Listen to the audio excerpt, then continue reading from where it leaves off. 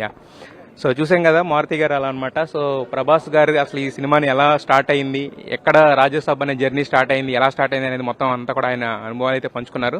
So ఈ సెట్లో ఇంకొక కీలకమైన పార్ట్ ఉంది, అది పైకి వెళ్దాం పదండి. అంటే ఈ సెట్ మీకు ఓన్లీ ఈ సెట్ ఒకటే చూడాలనుకుని వచ్చినా కూడా మీకు 2 to 3 అవర్స్ పడుతుంది అనమాట మొత్తం ఎక్స్ప్లోర్ చేయాలంటే కనుక. సో అంత పెద్దగా ఉంది ఈ సెట్. మనం ఇక్కడ చూసినట్టయితే కనుక ఫస్ట్ లుక్లోనే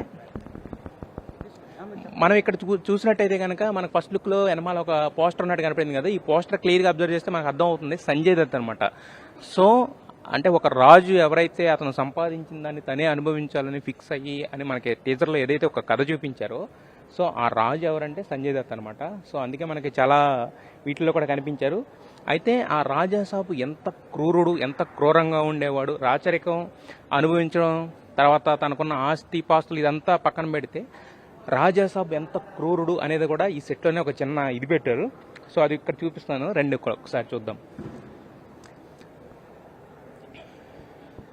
ఇక్కడ గుర్రాలు కానీ ఇవి కానీ ఉన్నాయి కదా. సో రాజాసాబ్ క్రూరత్వానికి సో మొత్తం అంతా కూడా చూసే కదా. అంటే లాస్ట్ మనకి రాజులు అంటే అలా ఎంత దర్పంగా ఉండేవాళ్ళు, అంటే వాళ్ళకి సంబంధించిన కోట అదంతా కూడా ఎంత గ్రాండియర్గా ఉందని చెప్పడానికి ఇందాక మారుతి గారు మనకు చెప్పినట్టుగానే ప్రతిదీ కూడా చిన్న చిన్న డీటెయిలింగ్ కూడా ఇవన్నీ కూడా ఏంటంటే బేసిక్గా ఒక లాంగ్ షాట్ పెట్టి సీజీలు వేసుకుంటే అయిపోయేదానికి అలా కాదని చెప్పి ఒక వింటేజ్ లుక్ ఉండేలాగా చివరికి కోత్ స్టాండ్ దగ్గర నుంచి ప్రతిదీ కూడా చేసుకొచ్చారు.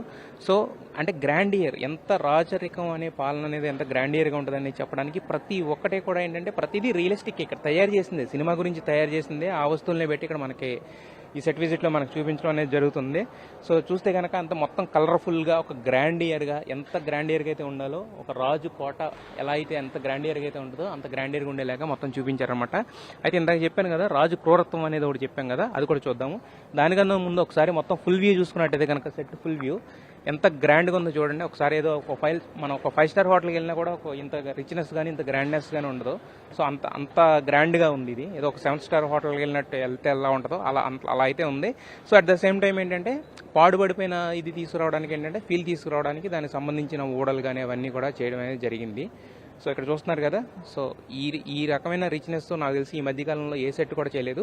ఇందాక మారుతి గారు చెప్పినట్టే ఇది జస్ట్ 1 సెట్ అంట, ఇది ఒకే ఒక సెట్ అంట. ఇది కాకుండా ఇలాంటివి చాలా సెట్స్ ఉన్నాయని చెప్పేసి చెప్తున్నారు. సో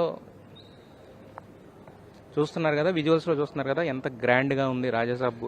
మనకు టీజర్లో చూపించింది ఏంటంటే జస్ట్ అది నార్మల్ అనమాట. ఇక్కడ చూస్తుంటే మనకు అర్థం అవుతుంది ఎంత గ్రాండియర్గా ఉంది, ఎన్ని చూడబోతున్నాం, ఇంకా దీంట్లో ఏమేం చేయబోతున్నారు, ఎంత ఉండబోతుంది అనేది.